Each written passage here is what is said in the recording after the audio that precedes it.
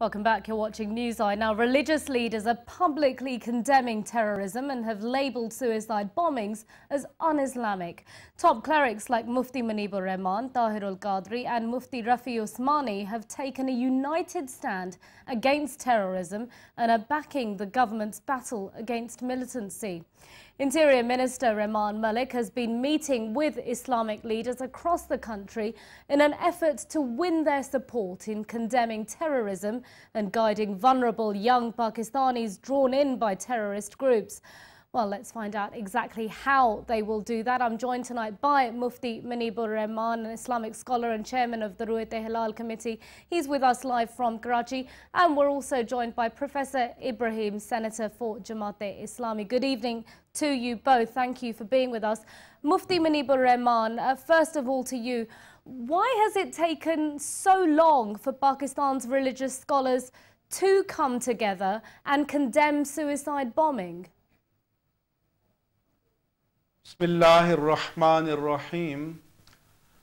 I have given my fatwa in 2005, 4 years before, when it was starting of this trend and tendency, and now we are passing the most worst and tragic time of our history since the creation of Pakistan. The precious lives of innocent Pakistanis, children, women, old people, young people, and the high rank officers and soldiers of our army. So this is a great loss for our country. And since last 10 days, I am of the opinion that now Pakistan is facing an urban guerrilla war in the congested areas of the big cities of Pakistan. So I think the culprits may belong to the region, but the funding, the technique, the weapons, the trafficking, and to give protection to the culprits and to choose the points and venues of their attack.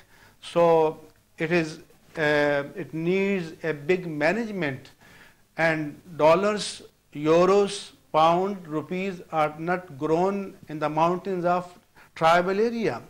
So I think maybe India, maybe Israel, maybe Russia or America or other countries behind this, who are providing all these techniques, all these weapons, and all these motivations. But Mufti Saab, if we can stick with the condemnation of suicide bombings, does this argument not get mixed up? Is it not best to steer clear of who is funding this, but the fact that the actual act itself, terrorism and suicide bombing itself, is wrong?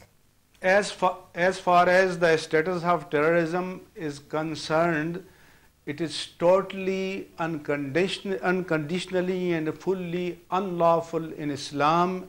It is haram, totally absolute haram, un-Islamic, anti-Pakistani, anti-Islam and anti-humanism. There is no doubt in this.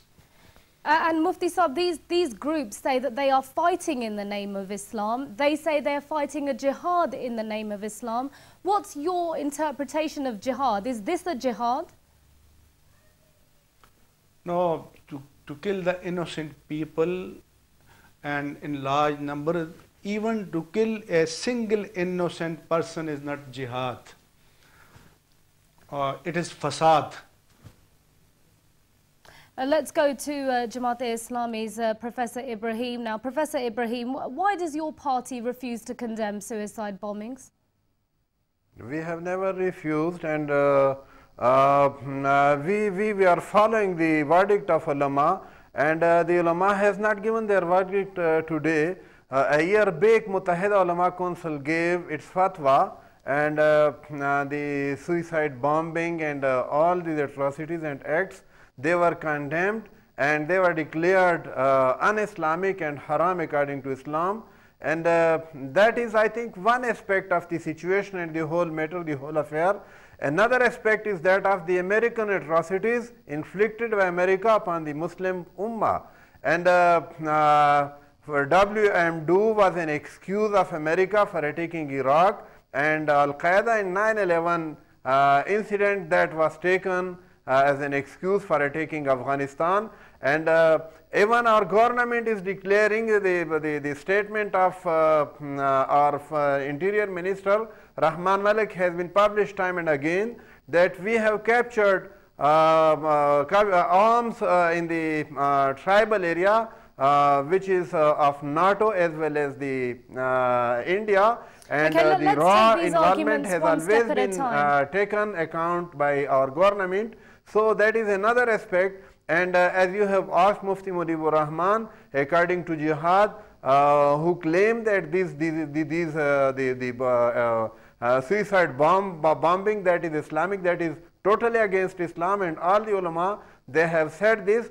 But there are people, though there are certain people, I agree with you, there are certain people that they are carrying these activities in the name of Islam and in the name of Jihad, but they are wrong in their conclusion. So but there are other people who are not. Let me just confirm with you, and let's take your various arguments. You've mentioned several arguments there. First of all, Jamaat-e-Islami condemns suicide bombing and terrorism. Of course, but that I say that is one aspect. We also condemn America. Let's separate those aspects though, you see, because the problem is that if leaders like yourself say, yes, suicide bombing is and terrorism is wrong, but at the same time you're giving an argument to justify these attacks by speaking of American atrocities, why can't you separate the two arguments? That is not justification. The two arguments are two aspects of one and single matter. So they cannot be separated from each other. But then it works out as justification, doesn't it? No, that is not justification. We cannot fight terrorism on our own land with America. If we separate ourselves from America, we can fight this war without America more successfully. So even if Pakistan separated and left this war against militancy, or whatever you want to call it, a war on terror, then do you believe that these bombings would stop? I think most of bombing would stop, but if that is not stopped, we would be able to fight that war more successfully.